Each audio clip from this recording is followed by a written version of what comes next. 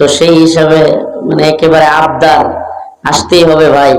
তো এই জন্য আসলাম আপনাদের কাছে। আসলে আপনারা আমাদের এলাকার, আমি আপনাদের এলাকার সন্তান, আসতে পারলে ভালো লাগে।